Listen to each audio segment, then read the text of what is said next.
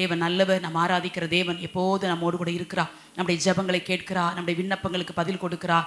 நாம் கலங்கும் போது, நாம் கண்ணீர் வடிக்கும் போது, சோர்ந்து போகும்போது, பலனற்ற வேளைகள் எல்லா நேரங்களிலும் கர்த்தர் நம்மை தேற்றுகிறார். கிருபையாய் கர்த்தர் ஒவ்வொரு நாளும் தேவ சமூகத்தில் வந்து அமரவும் அவருடைய நல்ல வார்த்தைகளை தியானிக்கவும் அவருக்குள் இன்னும் பலன் கொள்ளவும் கர்த்தர் நமக்கு அருமையான சந்தர்ப்பங்களை தந்திருக்கிறார். தொடர்ந்து பரிசுத்த ஆவியானவர் நம்மோடு கூட பேசுவாராக. சிந்தனைக்கு ஆதாரமாய் ஒரு வசனத்தை நான் உங்கள் முன்பாய் வைக்க விரும்புகிறேன். 2 நாளாகமத்தின் புஸ்தகம் 15ஆம் அதிகாரம் 2வது வசனத்தில் நடுப்பகுதி இப்படியாய் சொல்லுகிறது. திருப்பிக் கொள்ளலாம். 2 நாளாகமத்தின் புஸ்தகம் கொஞ்சம் ஸ்க்ரீனில் போட்டிங்கன்னா கொஞ்சம் உதவியாக இருக்கும். 2 நாளாகமத்தின் புஸ்தகம் 15ஆம் அதிகாரம் 2வது வசனத்தின் நடுப்பகுதி இப்படியாய் சொல்லுகிறது. நீங்கள் கர்த்தரோடு இருந்தால் அவர் உங்களோடு இருப்பார், நீங்கள் அவரை தேடினால் உங்களுக்கு வெளிப்படுவார் என்று சொல்லப்படுகிறது. கர்த்தரோடு இருக்கிற ஒரு ஆனந்தமான பாக்கியம் அது. அதை எல்லாராலையும் ஃபீல் பண்ண முடியாது. கர்த்தரோடு நடக்கிறவங்க, கர்த்தருக்காக வாழ்கிறவங்க மட்டும்தான் அந்த நல்ல ரியல் லைஃப்பை உணர்ந்து வாழ்க்கையில் வாழ முடியும். இங்கு அசரியா என்கிற ஒரு தேவ மனுஷன் ஆசா ராஜாவுக்கு தீர்க்க தரிசனமாக சொன்ன வார்த்தை இது. ஏன்னா முந்தின அதிகாரத்துலலாம் வாசிக்கும் போது இந்த ஆசா ராஜா கர்த்தருக்கு முதல் நாட்களிலே செம்மையாக தான் நடக்கிறார். செம்மையாய் நடக்கும்போது ஒரு பெரிய யுத்தம் வருகிறது. அதில் ஜெயிக்கவும் கர்த்தர் பலன் தருகிறார். ஒரு நல்ல ஜெயத்தை தந்து அதில் கொள்ளைகள் எல்லாம் இவர்களுக்கு கிடைக்கிறது. அப்படி ஒரு வெற்றி களிப்பில் இருக்கிற நேரம். எப்போதுமே வாழ்க்கையில் சகலம் அனுகூலமாக இருக்கும்போது நம்மளையும் அறியாமல் இருதயம் சிலர் மேட்டிமை கொண்டு ஆண்டவரை விட்டு கொஞ்சம் பின்வாங்கும். அதனால தீர்க்க தரிசனமாய் ஆசாராஜாவுக்கு சொல்லப்பட்ட வார்த்தை, நீங்கள் கர்த்தரோடு இருந்தால் அவர் உங்களோடு கூட இருப்பார், நீங்கள் அவரை தேடினால் உங்களுக்கு வெளிப்படுவார் என்று சொல்லப்படுகிறது. 8ஆம் வசனத்தில் வாசிக்கிறோம். இந்த வார்த்தையெல்லாம் கேட்டபோது ஆசாராஜா திடன் கொண்டு தேசத்தில் இருக்கிற எல்லா அருவருப்புகளையும் அகற்றார். கர்த்தர் நம்ம கூட இருக்கணும்னா எல்லாரோடு இருக்க முடியாதவர். ஏன்னா பரிசுத்தத்தில் மகத்துவம் உள்ள தேவன், பரிசுத்தத்தில் வைராக்கியம் பாராட்டுகிற தேவன். அவர் அருவருப்புகள் நடுவே வாசம் பண்ணுகிற தேவன் அல்ல. அவர் பரிசுத்தங்களிலே பரிசுத்த, அவர் உன்னதங்கள பரிசுத்தல உன்னத நிலைமையை கர்த்தர் நம்முடைய வாழ்க்கையில் எதிர்பார்க்கிறார். ஆகவே தான் ஆசாராஜா இதை உணர்ந்து எருசலேமில் யூதாவில் இருக்கிற சகல அருவருப்புகளையும் தேவனுக்கு பிரியமில்லாத காரியங்களிலும் தேசங்களை விட்டு அகற்றி திடன் கொண்டு சில காரியங்களை தேவனுக்காக உண்மையாய் செய்கிறத அந்த அதிகாரத்தில் வாசிக்க முடிகிறது. அவர்கிட்ட சொல்லப்பட்ட ஒரு வார்த்தை தான், நீங்கள் கர்த்தரோடு இருந்தால் அவர் உங்களோடு இருப்பார் என்று. கர்த்தருடைய பிள்ளைகளை இந்த கடைசி நாட்களில் எத்தனை பேர் கர்த்தரோடு இருக்கிற ஆசைப்படுறோம்? ஆண்டவரே உங்களோடு இருப்பேன். ஒரே ஒரு வாழ்க்கை, ஒரு ஜீவன், ஒரு இருதயம், ஒரு சந்தர்ப்பம். பூமியில் வாழ்வதற்கு ஒரே ஒரு வாய்ப்பு. இது திரும்ப கத்தினாலும் கதறினாலும் தேடினாலும் ஏங்கினாலும் தவித்தாலும் கிடைக்கவே செய்யாத இந்த வாய்ப்பு. இந்த ஒரு வாய்ப்பு, இந்த ஒரு சந்தர்ப்பம், நான் சொன்னேன் ஒரு ஜீவன் ஒரு இருதயம்னு, இந்த எல்லாவற்றையும் கர்த்தருக்காக கொடுத்து நான் உயிரோடு இருக்கிற நாட்கள் முழுவதும் நான் தேவனுக்காக வாழ்வேன், நான் கர்த்தரோடு நடப்பேன். என் கர்த்தர் மேன்மைப்படுத்துறாரா? இந்த மேன்மை கர்த்தரால் வந்தது. கர்த்தர் நம்மளை உயர்த்துறாரா? இந்த உயர்வு கர்த்தரால் வந்தது. கர்த்தர் நம்ம எதிர்பார்க்கிற ஆசீர்வாதங்களாக இருக்கலாம், எதிர்பாராத சில நன்மைகளாக இருக்கலாம், நமக்கு தருகிறாரா? இது எல்லாத்துக்கும் காரணர் கர்த்தர் தான். எல்லாமே வாழ்க்கையில் கர்த்தர். அவர் இல்லாமல் நான் இல்லை. நான் கர்த்தரோடு இருப்பேன், நான் கர்த்தரோடு இருப்பேன். வேதம் சொல்லுது, நீங்கள் கர்த்தரோடு இருந்தால் அவர் உங்களோடு இருப்பார். இன்றைக்கு ஒரு கூட்ட ஜனங்களை என்ன எதிர்பார்க்குறாங்கன்னா, நாங்கள் அவரோடு இருக்க முடியாது, நாங்கள் உலகத்தில் வாழ்கிறோம், எங்களுக்கு பாவமும் வேணும், உலகமும் வேணும், அருவருப்பு வேணும், அசுத்தமும் வேணும், ஒளிக்கும் இருளுக்கும் சம்மந்தம் இல்லைன்னு சொல்லி நம்ம வாசித்தா கூட எங்களுக்கு சம்மந்தம் இருக்கணும். ஆனால் கர்த்தர் எங்கள் கூட இருக்கணும், எங்களை ஆசீர்வதிக்கணும், எங்கள் ஜெபத்தை கேட்கணும், நாங்கள் கூப்பிட்ட போது அவர் பதில் கொடுக்கணும். இப்படியெல்லாம் ஒரு கூட்ட ஜனங்கள் அவரை எதிர்பார்த்து ஏமாந்து போகிறாங்க. அப்படிப்பட்ட தெய்வத்தை நான் உங்களோட சொல்லிட்டு இருக்கல. நம்ம கர்த்தரோடு இருந்தால் அவர் நம்ம கூட இருப்பேன் அப்படிங்கிறார். இந்த கடைசி காலத்தில் எத்தனை பேருக்கு அது வாஞ்சையாக மாறுது? கர்த்தருடைய பிள்ளைகளே, நான் கர்த்தரோடு இருக்கணும், நான் எப்போது கர்த்தரோடு இருக்கணும், நான் பாடிக்கிட்டே இருப்பேன், நான் ஜெபிச்சுட்டே இருப்பேன், நான் துதிச்சுட்டே இருப்பேன், நான் கர்த்தரை ஆராதிச்சுட்டே இருப்பேன். இன்பமோ துன்பமோ வியாதியோ பலவீனமோ நஷ்டமோ லாபமோ எதுவோ எதுவோ எதுவோ எதுவானாலும் நான் அப்பா கூட இருப்பேன், நான் அப்பா கூட இருப்பேன். நான் நடந்தால் அவர் என் கூட வர்ற மாதிரி. சிலர் அந்த அந்த ப்ரெசன்ஸ் எல்லாம் அப்படி ஃபீல் பண்ண முடியும். என்ன சூழ்நிலை ஆனாலும் ஆண்டவர் அழகாக வாக்கு கொடுக்குறாரு, நீங்கள் கர்த்தரோடு இருந்தா நான் இருப்பேன், நான் இருப்பேன். இந்த வாழ்க்கையை உணர்ந்து வாழுங்க. இவ்வளவு நாளும் நம்ம வாழ்ந்த வாழ்க்கையில் ஒரு அர்த்தம் இல்லாமல் வாழ்ந்துருக்கலாம். நம்ம தேவைகளுக்காக, நம்முடைய சுயநலத்துக்காக கர்த்தரை சிலரை தேடி இருந்திருக்கலாம். அதனால சில நன்மைகளை நம்ம வாழ்க்கையில் பெறாமலும் போயிருந்திருக்கலாம். ஆனால் இனி வருகிற நாட்களில் இந்த சத்தியத்தை அறிஞ்ச பிற்பாடாவது, ஆண்டவரே உங்களோடு வாழ்கிற வாழ்க்கை எனக்கு தாங்க. கர்த்தரோடு இருந்துச்சிங்களா உங்களுக்கு மேன்மை வரும். தேவனுடைய பிள்ளைகளே, நீங்கள் கர்த்தரோடு இருக்கும்போது கர்த்தர் உங்கள் உயர்வை தடுக்கிற தேவன் அல்ல. ஆண்டவர் வாழ்ந்த நாட்களில் ஒரு கழுதை மேலே ஏறி அவர் பவனி வருகிறார். நமக்கு தெரிந்த ஒரு சம்பவம் தான். கழுதைக்கு மேலே ஏறி இவர் பவனி வருகிறார். எல்லாரும் ஓசனா ஓசனா என்று ஆர்ப்பரிக்கிறார். ஓசனா என்றால் எங்களை காப்பாற்றும், எங்களை ரட்சியும், எங்களை விடுவியும் என்று அர்த்தம். அதை சொல்லி அவங்க கத்துறாங்க. ஆனா மரக்கிளைகளையும் வஸ்திரங்களையும் அந்த கழுதைக்கு விரிக்கிறாங்க. ஏன்? கழுதையை கனப்படுத்தினாங்களா? கத்தர் மேல இருக்கிறதுனால அந்த கழுதைக்கு வந்த வாழ்வு. கத்தரை சுமக்கிற கழுதையை அத்தனை பேர் மாற ஆசை. கழுதைன்னு சொன்னா நிறைய பேருக்கு பிடிக்காது. அதை ஒரு அற்பமாக தான் நம்ம நினைக்கிறோம். நாங்கள் கூட அப்படிதான். கர்த்தருடைய வார்த்தையை சுமந்து பலிபீடத்துக்கு வருகிற ஒரு அற்பமான கழுதை போன்ற ஒரு பாத்திரம் தான். மேன்மை பாராட்டுவதற்கு இந்த உலகத்தில் கர்த்தர் நமக்கு எதையுமே நமக்கு தரல. கர்த்தருடைய பிள்ளைகளே, வாழ்க்கையில மாயை போன்ற, நிழலை போல, பூவை போல வாடி போகிற இந்த கடைசி இந்த நம்ம வாழ்க்கையில ஆண்டவரே உங்களோடு இருப்பேன்ப்பா. நடந்து பாருங்களேன், அவரோடு பேசி பாருங்க. ஆண்டவர் யோபுல ஒரு வசனம் உண்டு, அவரோடு பழகி சமாதானமாயிரும் என்று சொல்லப்படுகிறோம். அப்பொழுது உங்களுடைய கூடாரம் சமாதானத்தோடு இருக்க காண்பி. அவரோடு பழகி நீ சமாதானமாயிரும். நண்பர்கள்ட்ட பழகுறோம், சொந்த பந்தங்கள்கிட்ட பழகுறோம், நேசிக்கிற குடும்பத்திட்ட பழகுறோம். ஏசப்பாவோடு பேசி பேசி பேசி பேசி எங்க இருந்தாலும் அவருடைய அன்பை ஃபீல் பண்ணி, எங்க இருந்தாலும் அவர் நம்ம கூட இருக்கிறத அதை உணர்ந்து, அப்போ அவன் கூட இருக்கிறாரே, என் கூட இருக்கிறாரே, என்னை கைவிடவே இல்லையே, நான் கத்தரோடு இருப்பேன். சில காரியம் இந்த கடைசி நாட்களில் தேவனை விட்டு பிரிக்கிற மாதிரி உங்கள் வாழ்க்கையில் வந்தாலும் நீங்கள் சொல்லணும், நான் கத்தரோடு இருப்பேன். கத்தரோடு வாழ்கிற வாழ்க்கை ரொம்ப ஸ்பெஷல் லைஃப். தேவனுடைய பிள்ளைகளை, கத்தரோடு இருக்கிறோம், கத்தருடைய அன்பை ருசிச்சு வாழ்கிறோம். கத்தருக்காக சில காரியத்தை நம்ம பிரதிஷ்டை பண்ணிட்டோம். கத்தருக்காக சில காரியத்தில் துணிஞ்சு முடிவெடுக்கிறோம். அவர் கத்தர், அவர் என் கூட இருக்கணும், அவர் என் கூட என்னை விட்டு விலகிடக்கூடாது. நிறைய நேரத்தில் நம்ம நேசிக்கிறவங்க 4 நாள் நம்ம பேசலைன்னா, சில பிள்ளைகளை பாருங்க, ஃப்ரெண்டு பேசலன்னா சாப்பிடாது காய்ச்சலே வரும் சில பிள்ளைகளுக்குலாம், ஃப்ரெண்டு பேசலன்னு. அந்த தெய்வம் ரொம்ப சென்சிட்டிவ் காட். கர்த்தருடைய பிள்ளைகளை, சென்சிட்டிவ் காட். அவருக்கு பிரியமில்லாத செஞ்சிட்டோன்னா நான் போட்டாப்பெல்லாம் கேட்க மாட்டார். சைலண்டாக நம்மளை விட்டு விலகிடுவார். அந்த வாழ்க்கை அதுக்கப்புறம் அதுக்கப்புறம் வாழ்றது வாழ்க்கையே இல்லைன்னு நான் சொல்வேன். அதனால தான் பார்த்து நடக்கணும். நான் பேசுறது கர்த்தருக்கு பிரியமா, நான் பார்க்கறது கர்த்தருக்கு பிரியமா, நான் நடக்கிறது கர்த்தருக்கு பிரியமா, ஒவ்வொரு காரியத்தை யோசித்து அதான் சொல்றாரு, கர்த்தரோடு இருந்தால் உங்களோடு இருப்பார், இல்லைன்னா நீங்கள் அவரை விட்டீர்கள் ஆகில் அவர் உங்களை விட்டு விடுவார் என்று சொல்லப்படுகிறது. இன்னைக்கு செய்தியே கர்த்தரோடு இருங்க, அவர் உங்களோடு இருப்பார்.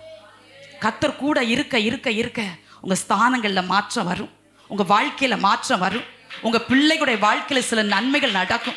கர்த்தரோடு நீங்க இருக்கிறதுனால, வைராக்கியமா நீங்க கர்த்தரோடு இருக்கிறதுனால, இதுவரை தேடின ஆசீர்வாதங்களை விட நீங்க தேடாத சில நன்மைகள் உங்களை தேடி வரும். ஏன்னா நீங்க கர்த்தரோடு இருக்க ஒப்பு கொடுத்துட்டீங்க. ஆனா ஒண்ணு, நீங்க அவரை விட்டீர்களே ஆகில் அவர் உங்களை விட்டு விடுவார். எது நமக்கு வேணும்? அவரை விட்டுட்டு பெரிய நன்மை உலகத்துல கிடைச்சி என்ன பிரயோஜனம்? இயேசு வேண்டான்னு சொல்லிட்டு இயேசு மறுதளிச்சுட்டு இன்னைக்கு பாருங்க, ஒரு கூட்டம் வேலைக்காக, திருமணத்துக்காக, அற்பமான உலக ஆசீர்வாதங்களுக்காக அவங்க கிறிஸ்தவங்கனே அவங்க காட்டிக்கிட மாட்டாங்க. அவங்க பேச்சு, அவங்க நடக்க, அவங்களுடைய தோழமைன்னு அவங்களோட ஐக்கியம், இதெல்லாம் பார்த்தா சில நேரம் உலகத்துக்குள்ள அப்படி இருக்கும்.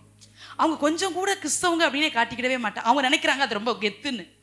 நான் சொல்றேன், நமக்கு ஒரே ஒரு கெத்து தான் இந்த உலகத்துல, அவர் நம்ம கூட இருக்கிறதா கெத்து. உணர்ந்தவங்க மட்டும் கையை தட்டுங்க, உணர்ந்தவங்க மட்டும். ரீபா பாபா லாபோ ஷபா லாபா ரபா. கர்த்தர் இங்க கூட இருக்கிறார். தேவரீர் என்னோடு கூட இருக்கிறீர், உமது கோலும் உமது தடியும் என்ன தேற்றும். கர்த்தர் கூட இருக்கிறதா இந்த உலகத்துல நமக்கு கிடைச்ச மகா மேன்மையான சொத்து. இதை விட வேற என்ன வேணுங்க? யார் கூட இருக்கிறாங்க, கூட இல்லாம போறாங்க, அது நமக்கு மேட்டரே இல்லை. அவர் நம்ம கூட இருக்கிறாரே. கர்த்தரோடு இருந்தால் அவர் உங்களோடு இருப்பார். விலகுகிறது ஒரு கூட்ட ஜனங்கள் இன்னைக்கு ஆண்டவரை விட்டு விலகுறாங்க.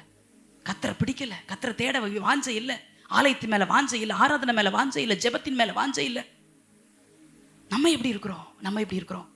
கர்த்தர் சில பரிசுத்தவானுடைய வாழ்க்கையில கூட இருந்ததுனால செய்த சில நன்மைகளை நம்ம நேரத்துக்கு தகுந்தாற் போல தியானித்து அது உங்கள் வாழ்க்கையிலும் பிரயோஜனமாக இருக்க கர்த்தருடைய ஆவியானவர் கிருபை செய்வாராக. ஆதியாமத்தின் புஸ்தகம் 39ஆம் அதிகாரம் 21 வசனத்தை வாசிக்கலாமா? ஆதியாமத்தின் புஸ்தகம் 39ஆம் அதிகாரம் 21 வசனம். கர்த்தரோ யோசிப்போடே இருந்து அவன் மேல் கிருபை வைத்து சிறைச்சாலை தலைவனுடைய தயவு அவனுக்கு கிடைக்கும்படி செய்தார்.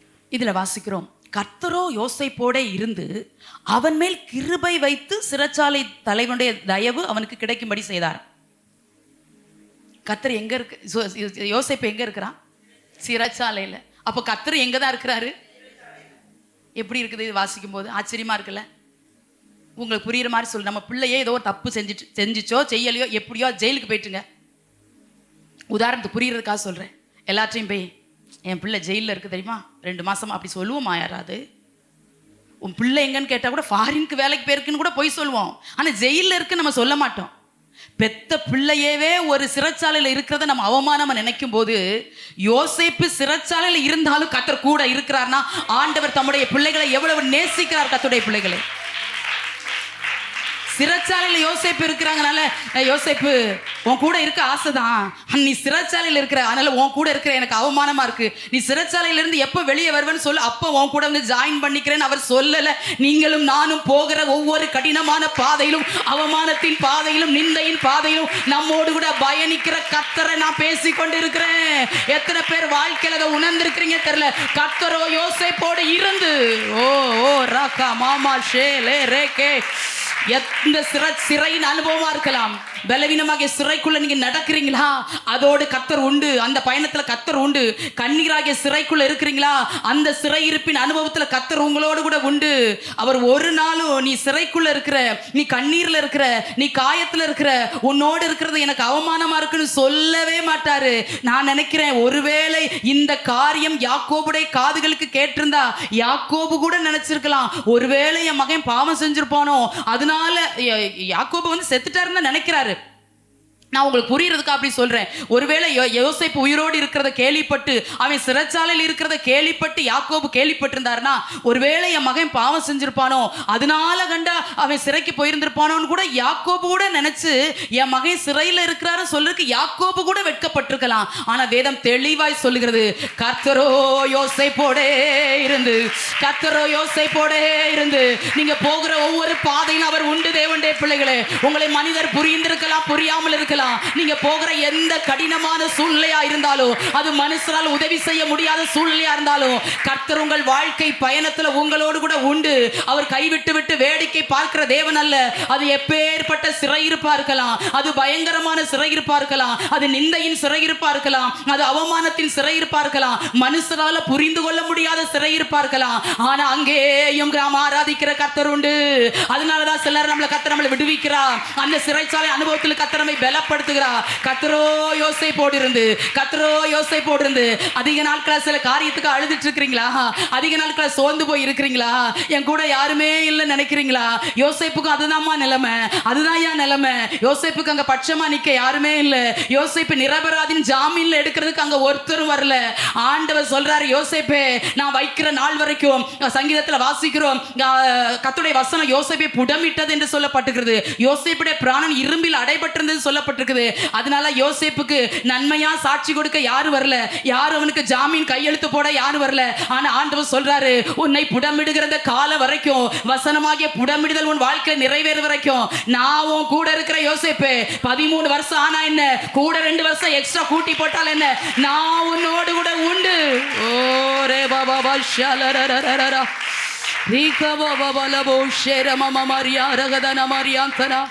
அதனால அங்க யோசேப்புக்கு ஒரு ஸ்பெஷல் கவனிப்பு. இந்த ஸ்பெஷல் யாரால வந்துச்சு? அப்பா கூட இருந்தா ஸ்பெஷல் வந்துகிட்டே இருக்கு, வந்துகிட்டே இருக்கு, வந்துகிட்டே இருக்கு, வந்துகிட்டே இருக்கு. வர வர வர வாங்குறது மட்டும் நம்ம வேலை. வாங்கி வாங்கி கர்த்தருக்கு முன்பா பணிந்து குனிந்து தாழ்மையோடு நடக்கிறதா வேலை. அவர் தந்துகிட்டே இருப்பார். ஸ்பெஷல் தேடி வந்துகிட்டே இருக்கும். யாரும் யோசேப்பு கொஞ்சம் அழகா இருக்கிறதுனால, ஒரு அவன் யங் ஸ்டேஜில் இருக்கிறதுனால, கொஞ்சம் யோசேப்பு உள்ள வரான் சிறைச்சாலைக்குள்ள, கொஞ்சம் பார்த்துக்கோங்க அப்படின்னு சொல்லலை. கர்த்தர் கூட இருந்ததுனால அவன் மேல கிருபை. ரீபா வாலரா ஷகதாரா. சிறைச்சாலையில கூட கிருபை, சிறைச்சாலையில கூட கிருபை. தேவனுடைய பிள்ளைகளே, என்ன ஒரு நம்ம எவ்வளவு பெரிய தெய்வத்தை ஆராதிக்கிறோம் பாருங்க. அதனால அவரே இந்த சிறைச்சாலை தலைவனுடைய கண்களை தயவு கிடைக்கும்படி கர்த்தர் செய்யறாராம். கர்த்தர் கூட இருந்தா முதல்ல கர்த்தர் நமக்கு தயவு கிடைக்கும்படி செய்யறார். அதுதான் ரூத்துடைய வாழ்க்கையிலும். அதை வாசிக்கல, சொல்ல நேரம் இல்லை, நானே போறேன். கர்த்தர் ரூத்துக்கு அந்த போவாசுடைய கண்களை தயவு கிடைக்கும்படி கர்த்தர் செய்யறார். போவாஸ் என்டர் ஆகும்போது ரூத்தை பார்க்குறாரு. வயலத்தில் வேலை செஞ்சவா இல்லைன்னு தெரிஞ்சிட்டு போவாஸுக்கு. ரூத்தை பார்த்தாலே தெரிஞ்சிருக்கும் அவங்க வந்து ஒரு அந்நிய தேசத்து பெண்ணுன்னு தெரிஞ்சிருக்கும். ஒருவேளை அவங்க நடை உடை பாவனைகள் அப்படி இருந்திருக்கலாம். ஏன்னா மோவ் தேசத்துலேருந்து வந்தவங்க. யார் அவா என்கிட்ட கேட்காம யார் உள்ள விட்டா அப்படி சொல்லலை. இந்த பெண் பிள்ளை யாருடையவள்? அங்கேயே ரூத்துக்கு தயவு ஆரம்பமாகிறது. கர்த்தர் ஒரு மனிதனோடு, கர்த்தர் ஒரு மனுஷியோடு இருக்கிறதுக்கு அடையாளம் என்ன தெரியுமா? அந்த காட்ஸ் ஃபேவர் நமக்கு கிடைச்சிட்டே இருக்கும். அதான் தயை. ஏன் பிள்ளை, ஏன் மகன், ஏன் மகன் அப்படின்னு விட்டு கொடுக்கவே மாட்டார் அப்பா. இருந்தது சிறைச்சாலையில, ஆனா அங்க கூட யோசேப்பை கர்த்தருக்கு விட்டு கொடுக்க மனசு இல்லாம அந்த சிறைச்சாலை தலைவனுடைய கண்கள்ல தயவு கிடைக்கும்படி செஞ்சுட்டார். ரெண்டாவது உங்களுக்கு சொல்றேன், தாவீது சங்கீதம் 40:17 சொல்றாரு, நான் சிறுமையும் எளிமையுமானவன், கர்த்தரோ என் மேல் நினைவா இருக்கிறார். அந்த சங்கீதத்தில் தாவீது ஒரு இக்கட்டில் போன மாதிரியும் தெரியுது, விடுவிச்சு நன்றி சொன்ன மாதிரியும் தெரியுது. தாவீதுக்கு விரோதமாக எழுந்த சில சம்பவங்கள் எல்லாம் யோசித்து பார்த்து தான் எழுதுறாரு. ஆனா ஒரு வார்த்தை சொல்றாரு, நான் சிறுமையும் எளிமையும் ஆனவன், கர்த்தரோ என் மேல் நினைவா இருக்கிறார். கர்த்தரோ கர்த்தரோ கர்த்தரோ கர்த்தரோ யோசேப்போடு தயவு கிடைக்கும்படி செய்தார். கர்த்தர் யோசேப்போடு இருந்து. இங்க வாசிக்கிறோம், கர்த்தரோ என் மேல் நினைவா இருக்கிறார். இது என்ன ஸ்பெஷல் அப்படின்னா, எல்லாரும் மறப்பாங்க பாருங்க. அப்போ ஆண்டவர் எப்போதும் நம்மளை நினைச்சிட்டு தான் இருக்கிறார். நினைக்கிறது வேற, நினைவா இருக்கிறது வேற. நினைக்கிறதுனா எப்பமாவது நினைப்போம் யாரையாவது. ஆனா நம்முடைய குடும்பத்துல இருக்கிற ஒருத்தங்க, நம்மளால் நேசிக்கப்படுற ஒருத்தங்க தூர இடத்துல, அது உங்க பிள்ளைகளா இருக்கலாம், ஹாஸ்டல்லையோ எங்கேயோ வேலை நிமித்தம், திருமணத்து நிமித்தம் ஏதோ தூர இடத்துல இருந்தா, அந்த பிள்ளைங்களுக்கு விரும்பினதை நீங்க சமைச்சா கூட நீங்க நினைப்பீங்க. நான் சொன்னேன், நினைக்கிறது வேறு, நினைவா இருப்பது வேறு என்று. தாவீது கர்த்தரோ என்னை நினைத்து கொண்டிருக்கிறார் சொல்லல, கர்த்தரோ என் மேல் நினைவா இருக்கிறார். எப்போது என் மேல் நினைவா இருக்கிறார். ஆண்டவர் சிலர் மனிதர்களை மறக்க வச்சுட்டு நான் உன்னை நினைக்கிறேங்கிறத நம்முடைய வாழ்க்கையில காட்டுவார் தேவனுடைய பிள்ளைகள். அது எத்தனை பேருடைய வாழ்க்கையில் அது புரியும்னு எனக்கு தெரியல. எல்லாரும் மறந்துட்டாங்களோ அப்படிங்கும் போது அவர் அந்த இடத்துல வந்து ஆஜராகி நிற்பார். இந்த ஸ்பாட்ல கர்த்தருடைய கிரியை நம்ம பார்க்க முடியும். அதுதான் யோசேப்புடைய வாழ்க்கையில் அதான் நடக்குது. பானபாத்திரக்கார தலைவனும் மறந்துட்டான், சிறையில போட்டவனும் மறந்துட்டான், தண்டனை வாங்கி கொடுத்தவனும் மறந்துட்டான், எல்லாரும் மறந்துட்டாங்க. 3 வருஷம் ஆயிடுச்சு. சொல்லி தான் அனுப்புறான் பானபாத்திரக்காரன்ட்ட, நீ வாழ்வடைஞ்சிருக்கும் போது என்ன நம்மளை ஏங்க சிலர் மறந்தாங்க? அவருடைய நினைவுகள் நம்மேல் இருக்கிறது என்பதை அறிந்து கொள்ளும்படி கர்த்தரே சிலரை நம்மளை குறித்து ஞாபகம் இல்லாம அவரே மறக்க வச்சிட்டார். அதான் தாவீது சொல்றாரு, கர்த்தரோ என் மேல் நினைவா இருக்கிறாரு. யாரோ மறந்துட்டாங்க, நினைச்சிருந்திருக்கலாம் கொஞ்சம் அப்படின்னு நினைக்கிறீங்களா? அவர் நினைக்கிறாரு, நினைவா இருக்கிறாரு. எப்போதும் நம்மளை நினைக்கிறார் தேவனுடைய பிள்ளைகளே. நம்முடைய கண்ணீரின் பாதையில், நம்முடைய கலக்கத்தின் பாதையில், நம்முடைய உடைவுகளில், நம்ம வேதனைகள், அவர் நினைவா இருக்கிற ஒரு தெய்வத்தை நம்ம ஆராதிக்கிறோம். அதெல்லாம் ரொம்ப உணர்ந்து ஆண்டவருக்கு நன்றியோடு இருக்கணும் வாழ்க்கையெல்லாம். தாவீது அதை உணர்ந்து சொல்றாரு, கர்த்தரோ என் மேல் நினைவா இருக்கிறார் என்று சொல்லுகிறத பார்க்கிறோம். 2 தீமோத்தேயு 4ஆம் அதிகாரம் 17ஆம் வசனத்துல வாசிக்கிறோம், பவுல் தீமோத்தேயுக்கு எழுதின கடைசி நிருபம். தீமோத்தேயுக்கு எழுதின கடைசி நிருபமும் அதுதான், பவுல் எழுதின கடைசி நிருபமும் அதுதான். ரோம சிறைச்சாலையிலிருந்து எழுதுறாரு. அவருக்கு தெரியும் இதுல இருந்து நம்ம வெளியே வரமாட்டோம்னு தெரியும். பவுலுக்கு தண்டனை உறுதின்னு தெரியும், அந்த தண்டனை மகா கொடூரமா இருக்குன்னு தெரியும். அவர் சொல்றாரு, கர்த்தரோ எனக்கு துணையாக நின்று. அதுக்கு முந்தின வசனத்துல சொல்றாரு, எல்லாரும் என்னை கைவிட்டாங்க, ஆனா கர்த்தரோ எனக்கு துணையாக நின்று. எவ்வளவு அழகா எழுதுறாரு பாருங்க. முதல் விசாரணை செய்யப்படும் போது, பவுல் ரோம சிறைச்சாலையில நியாய விசாரணையில இருக்கும் போது எல்லாரும் பவுலை கைவிட்டாங்களாம். உத்தமன், தேவனுக்கு பயப்படுறவர், பரிசுத்த அப்போஸ்தலன், ஆண்டவரை தரிசித்தவர், அநேக நிருபங்களை எழுதினவர், சபைக்காக ஓடி ஓடி உழைத்தவர், சபைக்காக அதிக பாடுகளை பட்டவர், அந்த பரிசுத்தவானுக்கு ஒருத்தரும் துணையா இல்லையா, எல்லாரும் அவரை கைவிட்டாங்களாம். அதை சொல்லிட்டு, அதை நெகட்டிவா சொல்லிட்டு சொல்றாரு, கர்த்தரோ எனக்கு துணையாக நின்று. ஹல்லேலூயா. துணை செய்கிற தேவனுடைய பிள்ளைகளே, எல்லாரும் கைவிட்டாலும் அவர் நமக்கு துணையா நிற்பாரு. அவர் துணை செய்கிற தேவன். ஒவ்வொரு நாள் அதான் கர்த்தரை உங்க பட்சமா வச்சுக்கோங்க. நீங்க கர்த்தரோடு இருந்தா உங்க வாழ்க்கையில் அவர் துணை செய்து கொண்டே இருப்பார். நீங்க போகிற எல்லா வழியிலும் அவர் உங்கள் வாழ்க்கையில துணையாக நடந்து வந்து கொண்டே இருப்பார். ஒரு நாளும் அப்பா என் கூட இருக்கிறீங்களே, என் கூட நான் போகிற இந்த பாதையை அறிஞ்சிருக்கிறீங்களே, இவ்வளோ வருத்தங்களை நீங்கள் பார்க்குறீங்களே, இவ்வளோ மன உடைஞ்சு நிற்கிறத நீங்கள் பார்க்குறீங்களா, ஆண்டவர்கிட்ட சொல்லிக்கிட்டே இருக்கணும். பவுல் அப்படி தானே சொல்கிறாரு, எல்லாரும் என்னை கைவிட்டாங்க அப்படின்னு சொல்லி அவங்களுக்கு 2 சாபம் விடலை அவர். ஏன்னா அது முதல் விசாரணையில நீரோ மன்னன் ஆட்சி காலத்துல அந்த விசாரணை நடக்கிறது. நீரோ மன்னனை குறித்து சரித்திரத்துல பார்த்தா அவன் ரொம்ப கொடூரமான மனுஷன். ஈவு, இரக்கம், அன்பு, தாழ்மை எதுவுமே கிடையாது அந்த மனுஷன்ட்ட.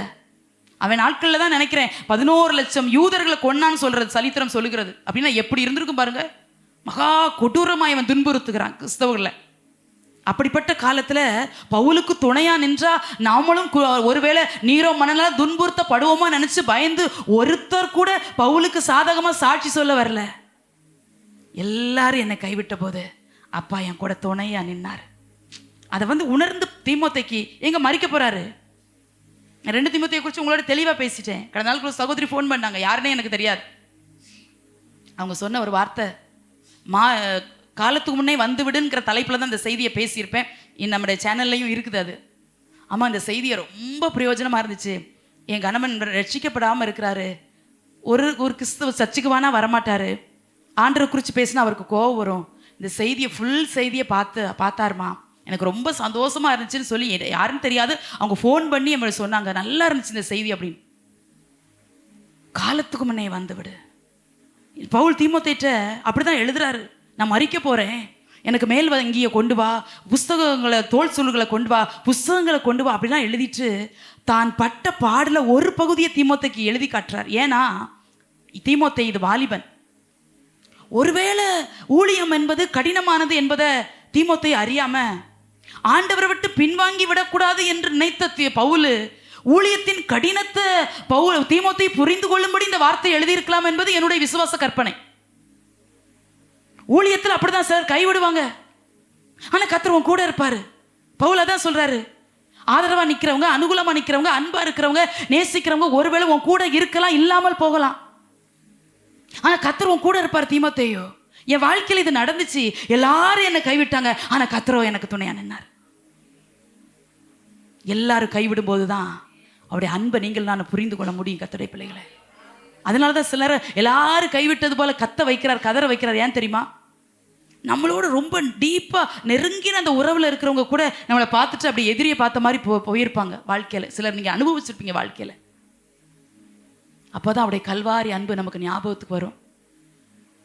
என்னையா தேடினீர் ஐயாயே சுனாதா, உம்மை மறந்தவோ துரோகினா, என்னையா தேடினீர் ஐயாயே சுனாதா, அடிமை உமக்கே இனினா, உம்மை போல் யாருண்டு எந்தன் ஏசுநாதா, இந்த பார்தலத்தில் உம்மை போல் யாருண்டு. எப்போ பாட வைப்பார் தெரியுமா?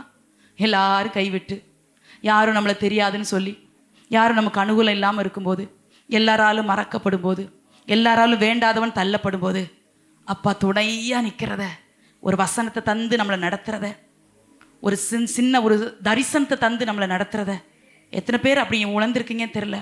தரிசனத்தெல்லாம் கர்த்தர் தந்தார்னா, கடந்தோடுகிறவன் வாசிக்கும்படி தரிசனத்தை எழுதிவைன்னு சொன்னது போல சில தரிசனங்களை வாழ்க்கையில நீங்க மறக்கவே கூடாது. கர்த்தருடைய பிள்ளைகளே, நான் தரிசனத்தின்படி வாழ ரொம்ப ஒப்பு கொடுப்பேன், தரிசனங்களை விரும்புவேன் வாழ்க்கையில. கர்த்தர் அதிக நேரம் கண்ணீரோடு இருக்கும்போது, வேதனையோடு இருக்கும்போது, கஷ்டத்தின் வழியாய் போகும்போது, இருதயம் நொறுங்கி இருக்கும்போது, இருதயம் உடைந்து இருக்கும்போது கர்த்தர் ஒரு தரிசனத்தை காட்டுவார், அப்படியே வாழ்க்கையில நடத்துவார், அப்படியே காரியங்களை செய்வார். கர்த்தர் நடத்துறதுக்கும் இந்த தரிசனத்துக்கும் 100% மேட்ச் ஆகும். அதனால இக்கட்டான பாதையில போகும்போது சொல்லிட்டு படுப்பேன் அப்பாட்ட, அப்பா தூங்குறது கொஞ்ச நேரமா இருக்கலாம், இடைவிடாத ஜெபங்களும் நடந்து கொண்டிருக்கிறது, இதன் மத்தியில் ஊழியங்கள் செய்து கொண்டிருக்கிறோம், இதன் மத்தியில் சோர்வுகள் உண்டு, எங்களுக்கும் பலவீனங்கள் உண்டு, எங்கள் வருத்தங்கள் உண்டு, தேவைகள் உண்டு, எல்லாம் இருக்குது. ஆனால் இதன் மத்தியில் அந்த கர்த்தரோடு இருக்கிற அந்த ஐக்கியம் இருக்குது, அது அப்படியே என்னை பலப்படுத்திக்கிட்டே இருக்கும். ஒவ்வொரு நாளும் என் சோர்வை நான் அங்கே மறக்கிறேன், என் பலவீனத்தை நான் அங்கே மறக்கிறேன், என் வருத்தத்தை நான் அங்கே மறப்பேன். எப்போனா அவர் கூட இருக்கிறார், அவர் கூட இருக்கிறார், அவர் கூட இருக்கிறார், அவர் கூட இருக்கிறார். அதை ஃபீல் பண்ணி வாழ்றதுனால அவர் கூட இருந்தால் பலவீனம் நமக்கு ஒரு பொருட்டு இல்லை, நிந்தை நமக்கு ஒரு பொருட்டு இல்லை, அவமானம் நம்ம கண்டுக்கிடவே மாட்டோம். ஏன்னா பெரியவர் கூட இருக்கிறாரு. இந்த நிந்தைய சுச்சுப்பையும் அது மாதிரி இந்த சின்ன பலவீனம், இந்த போராட்டம், இந்த கண்ணீர் என்ன செய்யும் நம்மளை? கர்த்தருடைய பிள்ளைகளே, நம்ம எல்லார் வாழ்க்கையுமே முள்ளுகளுக்குள் தான் இருக்குது. சில நேரம் கடினமான முட்கள் மத்தியில் வாழ்றோம், பலவீனமாகிய முட்கள் நம்மை குட்டுகிறது. போராட்டம், கண்ணீர், நிந்தை, காயங்கள், கசப்பு, ஏமாற்றம், தோல்வி, எத்தனையோ முட்கள் நம்மை குத்தி கொண்டிருக்கிறது. அதற்காக அப்படியே ஆண்டவருக்காக பிரகாசிக்காமல் இருந்து விடுவதா? அவருக்காக சாதிக்காமல் இருந்து விடுவதா? அவருக்காக எதையாவது செய்யாமல் இருந்துறதா? அதான் பவுல் சொல்றார், எல்லாரும் கைவிட்டாங்க, அதனால ஊழியத்தை விட்டு ஓடிட்டேன்னு எழுதல. எல்லாரும் கைவிட்டாங்க, ஆனா எனக்கு துணை அவர் நின்னாரே. அதான் முந்தின வசனத்தை சொல்றாரு, நல்ல போராட்டத்தை போராடினேன், ஓட்டத்தை முடிச்சிட்டேங்கிறாரு. போராடுறவங்க நிறைய பேர், ஆனா நல்ல போராட்டத்தில் நிக்கிறவங்க எத்தனை பேர் தேவனுடைய பிள்ளைகளே? நல்ல போராட்டம் பண்ணுகிற ஒரு கூட்ட ஜனங்களை கத்தர் இந்த கடைசி நாட்களை கத்த சபைகளுக்குள்ளே கத்த தேடுகிறா. போராடுறவங்க நிறைய பேர் கத்தருக்காக நல்ல போராட்டம் பண்ணும்படி அந்த ஆவியின் வைராக்கியம் நமக்கு இருக்கணும். யாருக்காகவும் எவருக்காகவும் கத்தரை நான் விட்டு கொடுக்க மாட்டேன் சொல்லி அப்படி முடிக்கிற. எரேமியா 20:11 எரேமியா சொல்றாரு, கத்தரோ பயங்கரமான பராக்கிரமசாலியா என்னோடு இருக்கிறா. அந்த அதிகாரத்தை வாஸ்துக்கு பார்க்கும்போது பஸ்கூர் வந்து எரேமியாவை அடிச்சிட்டார். ரொம்ப எரேமியா துக்கத்தோடு எழுதுறாரு, கதறாரு. நிந்திக்கப்பட்டேனே, எல்லாராலும் பரியாசம் பண்ண வல்லமையான தீர்க்கதரிசி, தேவனுக்காக உண்மை உத்தமாய் வாழ்ந்த தீர்க்கதரிசி. அவர் வந்து ரொம்ப தன்னுடைய நிலைமையை நினைச்சு ரொம்ப ஃபீல் பண்ணி தான் எழுதுறாரு அந்த அதிகாரத்தை. ஆனா சொல்றாரு, எல்லாரும் என்ன மேற்கொள்ளலாம் நினைக்கிறாங்க, ஆண்டவரே கர்த்தரோ பயங்கரமான பராக்கிரமசாலியா என்னோடு கூட இருக்கிறா. நம்ம ஆராதிக்கிற தேவன் பராக்கிரமசாலி. நம்ம பலவீனமானவங்க, ஆனா அவர் பராக்கிரமசாலி. அவர் யுத்தத்தில் வல்லவர், அவர் ஜெயித்தவர், அவர் 3ஆம் நாள் உயிர்த்தவர், அவர் உயிரோடு கூட இருக்கிறவர், மேசியாவாய் நம்மை சேர்க்கும்படி வரப்போகிறவர். அவர் பராக்கிரமசாலி, அவர் பராக்கிரமசாலி. எத்தனை பேரோட பராக்கிரமசாலியை கத்தர் கூட இருக்கிறாரு. உங்க பாதையை விவரிக்கவே முடியாத ஒரு ஆழத்துக்குள்ள நீங்க இருக்கிறது போல இருக்கலாம். இதை போய் ஆற்ற சொன்னா புரியுமா? நான் போற பாதை அப்படி பயங்கரமான ஒரு சிச்சுவேஷன்ல கூட நீங்க போயிட்டு இருந்திருக்கலாம். ஆனா நம்மோடு இருக்கிறவர் அவர் பராக்கிரமசாலி. யாரையும் நம்மளை மேற்கொள்ள விட்டு, நம்மளை தலகுனிய விட்டு அவர் வேடிக்கை பார்க்கிற தெய்வமே இல்லை. கர்த்தருடைய பிள்ளைகளே, நமக்கு விரோதமா இன்னைக்குதான் பாடணும், கர்த்தர் நம்ம சார்பில் இருக்கும்போது நமக்கு எதிராக நிற்பவன் யார்? யாரை நிற்க முடியும்? நிற்க முடியுமா? யாருன்னு ஏதோ மனுஷனை மட்டும் நான் சொல்லலை, பலவீனம் நிற்க முடியுமா? சில போராட்டங்கள் நின்று சவால் விட்டுக்கிட்டு இருக்க முடியுமா? ரேபா லகாதாரா சாந்தான் அவர் பயங்கரமான பராக்கிரமசாலி. தன்னுடைய பிள்ளைகளுக்காக வைராக்கியமா நிற்பார் பாருங்க. அவருக்காக நீங்க வைராக்கியமா நின்னீங்கன்னா அவர் நிச்சயமா உங்களுக்காக வைராக்கியமா நிற்பார். தேவனுடைய பிள்ளைகளை விட்டு கொடுக்கவே மாட்டார். ஏன்னா அவர் பயங்கரமான பராக்கிரமசாலி. எப்படி நம்மளை விட்டு கொடுப்பாரு? நம்மளை ஒருத்தங்க நிந்திச்சாங்கன்னா அவங்களுக்கு தூக்கமே வராது. நம்மளை ஒருத்தர் அவமானப்படுத்தாம இருந்திருக்கலாம், அவமானப்படுத்த நினைச்சிருந்தா கூட அவங்க இருதயத்துல சமாதானத்தை கத்தர் எடுத்து போட்டிருப்பார். ஏன்னா அவர் பயங்கரமான பராக்கிரமசாலி. தன்னுடைய பிள்ளைகளுக்காக 100% களத்துல இறங்கி போராடுகிற கத்தர் அவர். அதான் எரேமியா சொல்றாரு, அவங்கெல்லாம் அப்படிலாம் செஞ்சாங்க, கொஞ்சம் என் மனம் உடைஞ்சுதான் போச்சு. அந்த 9ஆம் வசனமா நினைக்கிறேன், இதுல ஒன்று சொல்லுவாரு அந்த அதிகாரத்துல, நான் இனிமே பேசவே கூடாதுன்னு கூட நான் நினைச்சேன். ஆனா அந்த வசனம் என் எலும்புகள்ல அடைபட்டு இருந்துச்சு, அது அக்கினியா எரிச்சுன்னு எழுதுறாரு. என்ன பரிசுத்தமான்னு பாருங்க. இப்படியெல்லாம் இவருக்கு ஊழியம் செஞ்சு, இப்படியெல்லாம் இவர் சொன்ன வார்த்தையை ஜனங்களுக்கு தீர்க்க தரிசனம் உரைச்சு அடி வாங்கிட்டார் பார்த்தீங்களா? அது எரேமியாவுக்கு ரொம்ப நிந்தையா போச்சு. ஏன்னா எரேமியா வாலிபன் என்று சொல்லுகிறார். அதனால அவர் நினைக்கிறார், இனியும் நமக்கு எதுக்கு வம்பு, அவரை பத்தி பேசி நம்ம அடி வாங்குறதுக்கு, நம்ம அமைதியா வாயை பொத்திக்கிட்டு இருப்போம்னு நினைச்சாராம். ஆனா அந்த வசனம் எலும்புகளுக்குள்ள அட்டைப்பட்டு இருந்துச்சு, அப்படியே அக்கினியா எரிஞ்சிச்சான். எத்தனை பேருக்கு இந்த ஆவியின் அனுபவம் இருக்குது கர்த்தருடைய பிள்ளைகளே? எலும்புகளுக்குள்ள கூட கர்த்தருடைய வார்த்தை ராத்திரியும் பகலும், ராத்திரியும் பகலும், ராத்திரியும் பகலும், டே அண்ட் நைட். ஓ தைரியமா இதுல நான் சவால் விட்டு ஒன்று சொல்லுவேன். எப்போது நான் நடந்தாலும் ஒரு பைபிள் டைரி என் கூட வந்துட்டே இருக்கும். நான் உட்கார்ந்தாலும் பைபிள் டைரியும் கூட இருக்கும். நான் படுத்தாலும் என் பக்கத்தில் ஒரு பைபிள் டைரி வெயிட்டிங் லிஸ்ட்டில் இருந்துகிட்டே இருக்கும். எப்போது இருக்கும்.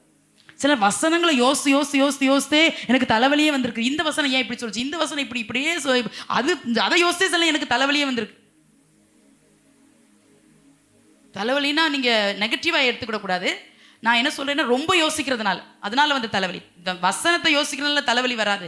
அதை ரொம்ப ஆழமா சிந்திச்சு, ஏன் இந்த வசனம், சில வசனம் ஒரு இடத்துல மேட்ச் ஆகலைன்னா, ஆண்டவர் ஏன் இந்த இடத்துல மேட்ச் ஆகாம இன்னொரு இடத்துல இது மேட்ச் ஆகுது, அப்படிலாம் ஆண்டவர்கிட்ட கேட்பேன். எப்போது அவருடைய வசனம் ஏங்குகிறது உண்டு நான். அதான் அவர் சொல்றாரு, கர்த்தரோ எனக்கு துணையா நின்னுட்டாரு. கர்த்தரோ பயங்கரமான பராக்கிரமசாலியா என் கூட இருக்கிறாரு. அதனால என்ன அவங்க மேற்கொள்ளவே முடியாது, அவங்க வெட்கப்படுவாங்க. ஆனா நான் மேற்கொள்வேன், ஏன்னா அவர் பயங்கரமான பராக்கிரமசாலியா என் கூட இருக்கிறதுனால. 1 சாமுவேல் 16:7 கர்த்தரோ இருதயத்தை பார்க்கிறார். கர்த்தரோ இருதயத்தை பார்க்கிறார். மனுஷன் முகத்தை பார்க்கறான், ஸ்டேட்டஸை பார்க்கறான், நம்ம வீட்டை பார்க்குறாங்க, நம்ம போகிற வாகனத்தை பார்க்குறாங்க, நம்முடைய பிள்ளைகளுடைய நிலைமையை பார்க்குறாங்க, நம்முடைய வருமானத்தை பார்க்குறாங்க, நம்ம உடுத்திருக்கிற ஆடைகளை பார்க்குறாங்க. இதை பார்த்து தான் ஒரு மனுஷனை அவங்க மேன்மையாக நினைக்கிறாங்க. மனுஷங்கள் பார்ப்பதெல்லாம் வெளியே தான், வெளி தோற்றத்தை பார்த்து தான் எடை போடுறாங்க, நேசிக்கிறாங்க. ஆனால் கர்த்தர் அப்படி இல்லை. சாமுவேலுக்கு முன்பாக எல்லாரும் வந்து நிற்கிறாங்க. வந்தவங்கெல்லாம் ரொம்ப அழகுல, வளத்தில, ஸ்தானங்களில் ரொம்ப உயர்ந்தவங்க வந்து நின்னதெல்லாம் தாவீதுடைய சகோதரர்கள். ஆண்டவர் தெளிவாக சாமுவேலை எச்சரிக்கிற மாதிரி தான் சொல்கிறாரு, சாமுவேலே நீ சரீர வளர்ச்சியை பார்க்காத, முக தோற்றத்தை பார்க்காத. நான் மனுஷன் பார்க்கறது மாதிரி முகத்தை பார்க்கிற தேவன் அல்ல, நான் இருதயத்தை பார்க்குறவர்ப்பா. நம்முடைய இருதயங்களை பார்க்குற. யாரும் நம்மளை புறக்கணிக்கிறாங்க, புறக்கணிச்சுட்டு போட்டும். வேற மாதிரி பேசுகிறாங்களா, பேசிட்டு போட்டு. நம்ம இருதயம் கர்த்தரோட உத்தமமாக இருக்குது, அது போதும் கர்த்தருடைய பிள்ளைகளே. வேற என்ன வேணும் இந்த உலகத்தில்? வேற என்ன வேணும்? வேற என்ன ரிவார்டு வேணும்னு கேட்குறேன். கர்த்தருக்கு முன்பு அவங்க இருதயம் கர்த்தரோடு இருக்குதா? காலேபு யோசுவாவை சொல்லுவாங்க, நானும் என் தேவனாகிய கர்த்தரை உத்தமமாய் பின்பற்றினேன் என்று எழுதப்பட்டிருக்கும். வந்தது லட்சக்கணக்கான ஜனங்கள் எகிப்திலிருந்து. நானும் என் தேவனை உத்தமமாய் பின்பற்றினேன். உத்தமா பின்பற்றீங்களா? இருதயத்தில் உத்தமம் இருக்குதா? இருதயத்தில் பக்தி இருக்குதா? இருதயத்தில் பரிசுத்தம் இருக்குதா? இருதயத்தில் கர்த்தர் இருக்கிறாரா? போதும். முகத்தை பார்த்து, நம்ம வீட்டை பார்த்து, நம்முடைய ஸ்தானங்களை பார்த்து நிந்திக்கிறவங்க நிந்திச்சுட்டு போட்டு, அதை பற்றி நமக்கு பிரச்சனையே கிடையாது. நம்ம மனிதர்களை ப்ளீஸ் பண்ணுறதுக்காக இந்த உலகத்தில் நம்ம வாழலை.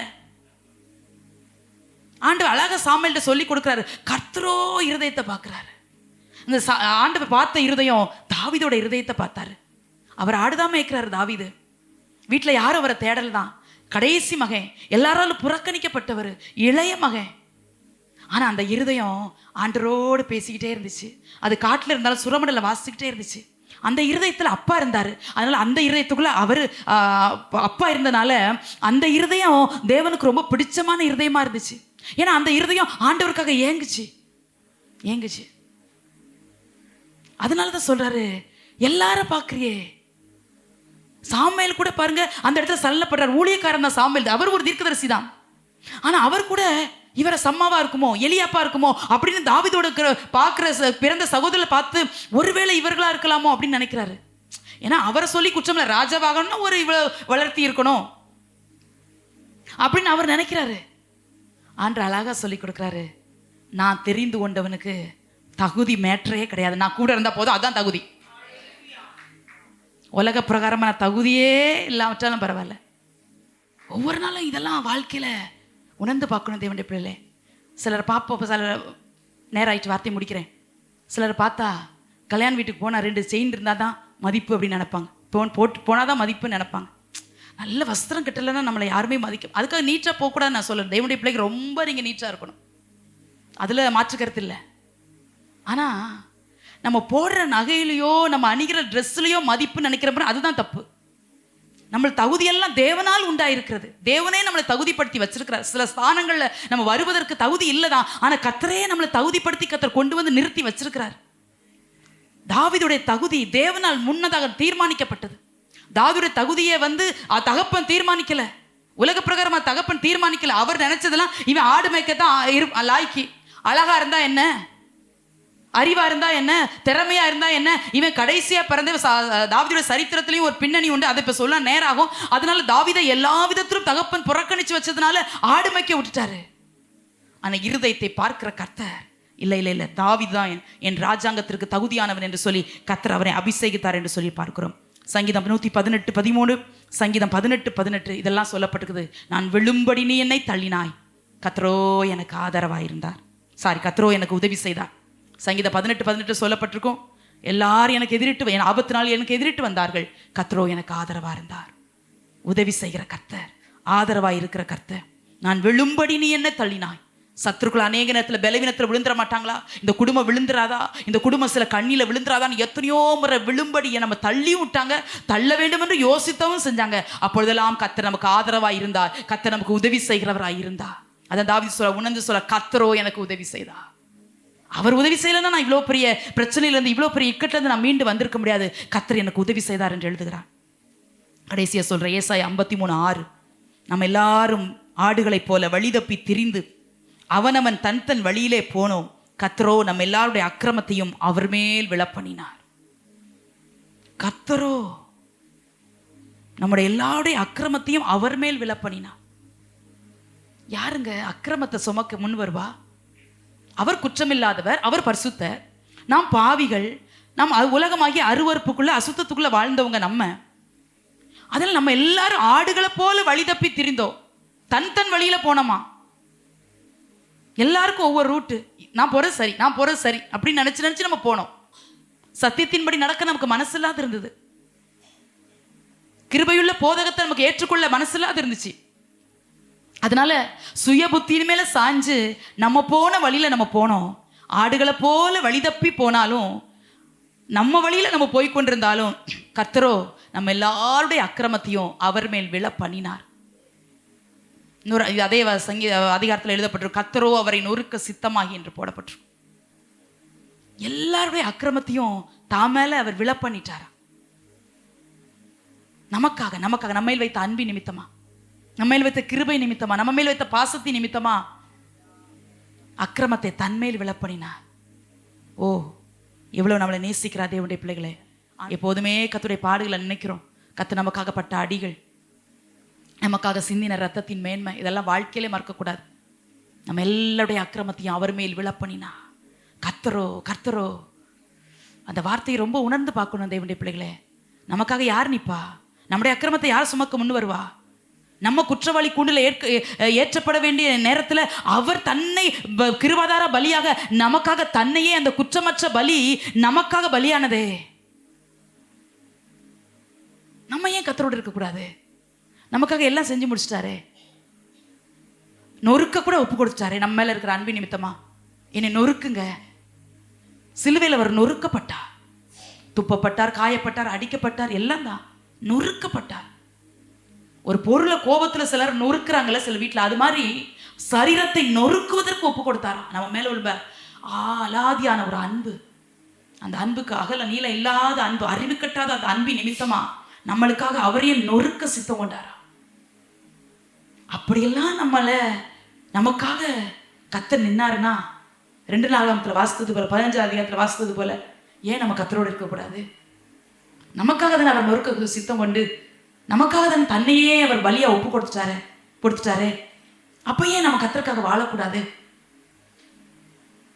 அதான் ஒரு பாட்டு உண்டுல, வானம்பூமி படைத்திருந்தோம் வாடினேன் உன்னை இழந்ததினால் அப்படின்னு வரும்.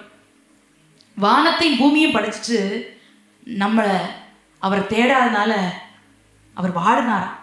நம்ம அவரை இழந்துட்டோம். ஏன் இழந்தோம்? அவரை தேடலை, அவர் முகத்தை பார்க்க ஆசைப்படலை. கர்த்தர்னா ஆசையாவின் தேவ சமூகத்துல அந்த அன்பை ருசிச்சு வரல செல்லாரோ. இப்போ கூட ஜெபத்துக்கு வந்திருக்கிறேன், எதிர்ப்பே கட்டாயமா வரணும்னு நினச்சி வந்தீங்களோ எனக்கு தெரியல. தயவு செய்து ஒன்று சொல்றதை விட போயிட்டேன். ஒரே ஒரு வாழ்க்கை நீங்கள் கர்த்தருக்காக வாழ்ந்து பாருங்க. சில மேன்மைகளை, சில காரியத்தில் கர்த்தர் உங்கள் வாழ்க்கையில் ஊடாய் தலையிட்டு அவர் கொண்டு போகிற விதத்தை நீங்கள் உங்கள் வாழ்க்கையில் கண்கூட பார்த்து உங்களை ரசிக்க வச்சு உங்களை பிரமிக்க வச்சிருப்பார். அதை எப்படி நான் சொல்றது அப்படின்னு எனக்கு தெரியல. நான் ஃபீல் பண்ணதுல ஒரு பிரச்சனை தான் உனக்கு சொல்லி கொடுத்தேன். இப்படியெல்லாம் கர்த்தர் நடத்துவாரா? இப்படியெல்லாம் கர்த்தர் நடத்துவாரா? ஏன்னா அந்த இருதயம் எப்போது ஏங்கும் அப்படி இருதயம் எப்போது ஏங்கும். அப்பா அப்பா அப்பா அப்பா அவரை பாடுறது, அவரை துதிக்கிறது, அவர் சமூகத்தில் உட்கார்றது, அந்நிய பாஷை பேசுறது. அந்நிய பாஷை ஜெபத்தை எத்தனை பேர் பண்ண ஆரம்பிச்சிங்க? 1 மணி நேரம் அந்நிய பாஷை ஜெபம் எனக்கு தெரியல, பண்ண ஆரம்பிச்சிருக்கேன்.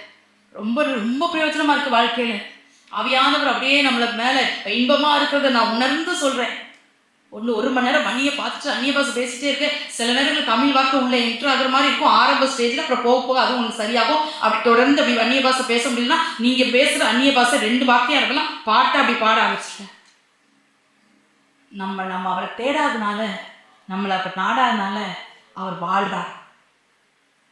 எத்தனையோ கோடிக்கணக்கான ஜனங்கள் இந்த உலகத்தில் இருக்கிறாங்க. ஒரு மனிதன், ஒரு மனுஷி கர்த்தரை தேடாதனால அவர் இருதயம் வாடுதான்.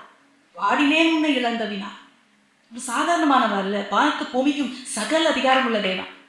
ஆனா நம்முடைய அன்பை எதிர்பார்க்கிறார்ல, நம்ம அவரை நேசிக்கணும்னு எதிர்பார்க்கிறார்ல, நம்ம அவரை தேடணும்னு எதிர்பார்க்கிறார்ல. அதனால தான் நீங்கள் கர்த்தரோடு இருந்தால் அவர் உங்களோடு இருப்பா. எனக்கு எத்தனை பேர் பொறுத்துடையோடு போக போறீங்க? நான் கர்த்தரோடு இருப்பேன், எப்பவும் நான் கர்த்தரோடு இருப்பேன். கர்த்தருடைய அன்பை ருசித்து வாடுவேன். வேலை ஸ்தலமாக்கலாம், உங்கள் வீடுகளாக்கலாம், எங்கே போய் நீங்கள் நிற்க வேண்டிய சொல்ல வேண்டாம். எப்போது எப்போது எப்போது அவருக்கு பிரியமில்லாத ஒன்றை கூட பேச மாட்டேன். அவருக்கு பிரியமில்லாத ஒரு காரியத்தில் கூட நான் தலையிட மாட்டேன். அவருக்கு பிரியமில்லாத என் காதால கூட கேட்க மாட்டேன். எனக்கு ஒரே ஒரு ஆசை, அவர் பிரியப்படுத்தி வாழ்றதா ஆசை. அவருக்காக தான் இந்த ஜீவன் உள்ள துடிச்சிட்டு இருக்கு. என்னைக்கோ மறைச்சிட்டு இருக்கணும். நமக்கு வந்து விரைவின் கண்ணீர்ல போராட்டத்துல என்னைக்கோ போயிருக்கணும். என்னைக்கோ. ஆனா அப்போ எது நிமித்தமோ தெரியல அன்பா இருந்து கிருபையா இருந்து இந்த ஜீவன் அவருக்காக துடிக்க வச்சுட்டு இருக்கிறார். அப்போ ஏன் நம்ம கத்துக்காக வாழக்கூடாது? கத்துரை கிடைக்க வாலிப்பெல்லாம் கத்துக்காக வாழுங்கப்பா. கத்துக்காக வாழ்க்கையா உங்க வாழ்க்கை லெவலே மாறும். உங்க முக சாயமே மாறும். உங்க வஸ்திரமே மாறும். உங்க வாழ்க்கையே மாறும். எல்லாமே மாறும். கத்தரோடு இருந்தா அவர் உங்களோடு இருப்பார். எழுதி நிற்கலாம். அப்படி கொஞ்சம்